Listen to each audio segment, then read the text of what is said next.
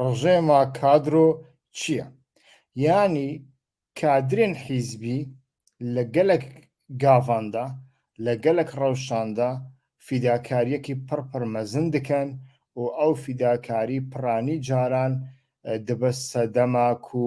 ئەو خوا یانی جەسەدێ خۆ ڕوحێ خۆ سەر و ماڵێ خۆ بکەن قوربانی لێ کادر دکاری دە دەمێکیدا ببە بەڵایەکی هەری مەزن و جێک و کادر ڕزگار دکا و ڕێڤە دبا دبک و ڕژێما کادر چێ بکە نەها لە ڕۆژ ئاوادا ڕەوشێکی وسا هەیە یانی هەگەر کادرێن هەپەگێ و پەکێکێ نەبیانە ئەو ڕۆژ ئاوایە نەها قەت نەدەبوو ئەو ڕاستیەکە ڕزگارکردنا کوبانێ پاراستنا ڕۆژ ئاوا و ئاواکردنا سیستەمێکی جوداتر کو نەتەنێ لە دیرۆکا کوردستانی قەت بە خەیاڵژی بە خەونژی کەسی نەدەدیت لە ڕۆژهەڵاتە ناوینژی میناکێوی نینە لێ ئیرۆ تشتێک و ئەم دەبیسن تشتێک و ئەم لە پشت پەردێ دەبینن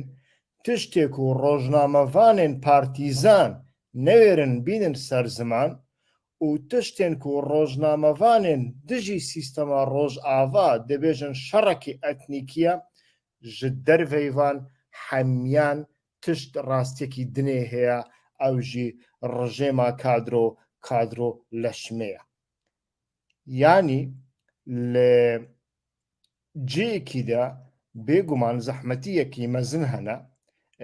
asteng hene şar heye loma jî tu lê dinerî di rewşekî wisa de çi şê dibe niha xelkên herêmê li piştî kamerayan çi dibêjin ev rastiyeke ku her kes newerî behs bike an jî kesên ku behs dikin bi avayekî dinê behs dikin xelk dibêje li vê derê sîstemekî rojava lê li pişt vê sîstemê sîstemekî dinê heye dewletekî rastî heye ew dewleta rastî ku kadira an jî ji ra dibêjin qadro diçe însanekî xwe çê dike siyekî xwe çê dike derdixê ser sehnê derdixê ser podyomê ew bixwe jî li pişt podyomê disekine ew sîbera kadro di rastiya xwe de însanekî boş e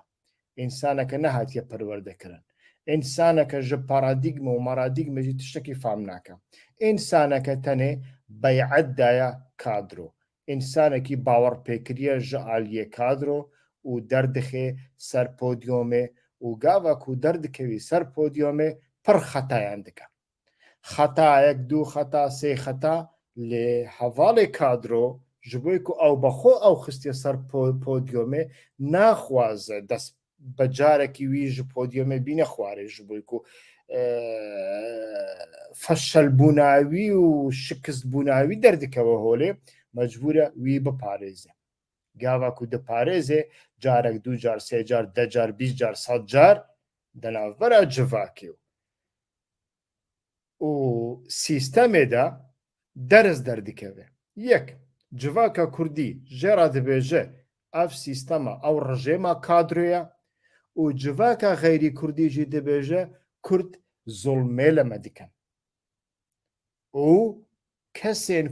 dijî wê sîstemê dibêjin şerê etnîkî dest pê kir şerê kurd û ereban dest pê kirt bevî rengî şirove dikin meselê niha divê biriya her tiştî ew manzûmeya qesedê werê berçavan derbas kirin ya dinê jî kadro çi dike kadro diçe çawa li nav me de derdikevin ser televizyonê hinek qewram û têgeh û kelîmeyên ecayîb ji bo millet derdixin holê mîna modernîte kapîtalîzm modernîte tiştên wisa ev di nava civakekî paşketî û eşîretî çi meعنeyawî heye yanî tu hê nekare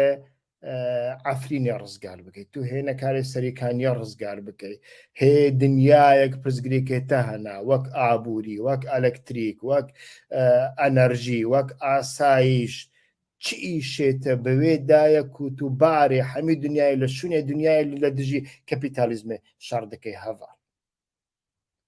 تو هێ نەکاری بە کوردی بەئاخفە تو نەکاری بە زمانی خۆ بەئاخفی هێژی جڤکە کوردستانی چ پێک تێ جودابوونێوان چنە تشتێن و لە هەفتوو دکەن چنە تشتێک و لە هەفتوو ناکەن چنە توانە قەت تشتێکی نزانێ چی ئیشێتە بە کەپیتالیزمە مۆدرندایە هەڤڵ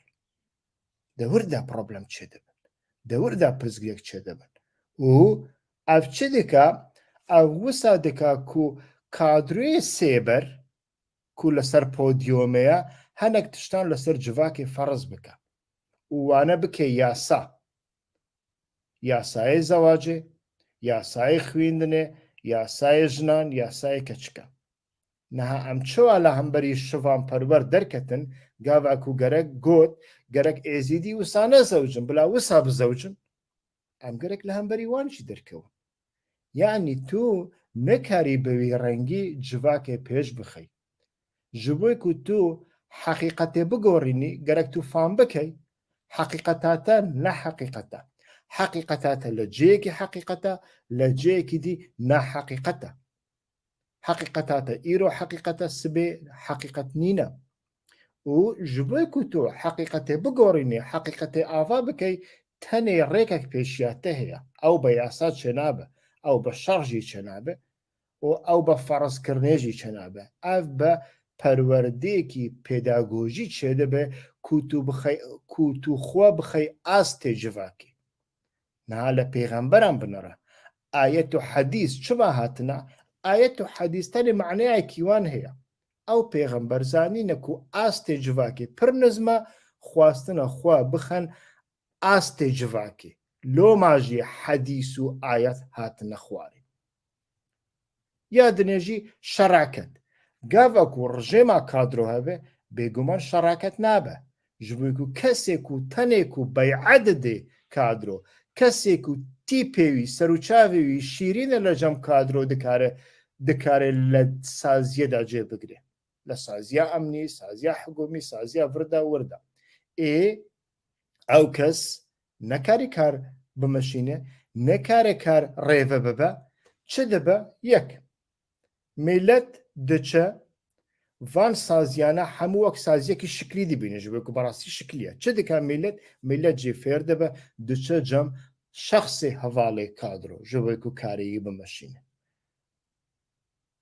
niha li başûr jî ew heye li Rojava jî ev heye ê dinê ê ku nekarin biçin cem hevalê kadro çi bikin wê demê dibêjin rejêma Kurdî zolmê li me dike niha em li Kerkûkê jî wisa gerek bibînin li Kerkûkê jî mirov nekare bêje qet kêmasî nîne an jî zolm nîne an jî ferq û cudatî nîne ferq û cudatî heye lê ew ferq û cudatî jî eynî bevî rengî ye ji bo ku li Rojhilata Navîn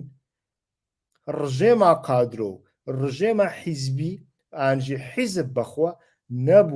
nebûye sazî ne sazî ye rejême di navbera sazî û rejêmê de ferq heye di navbera saziyê yasa kar dikin û şexsên li ser podiûmê ne ew şexsên rastî ne lê li Rojhilata Navîn ne wisa ye û loma jî tu lê dinerî li Kerkûkê jî erebek kadroyê hîzbekî ye an jî sêberê kadroyê hîzbekî ye li ser daîreyekî li ser saziyekî de karê hinek kesan hasan dike karê hinek kesan jî zehmet dike û her kes jî nekare biçe ew hevalê kadro ê ku li pişt podîûmê ye wî bibînî her kes nage jî wî loma çi dibêjin dibêjin ereb zolmê li me dikin şîe zolmê li me dikin lê ew ne wisa ye ev gerek bi etnîk neyê girê dayîn meselen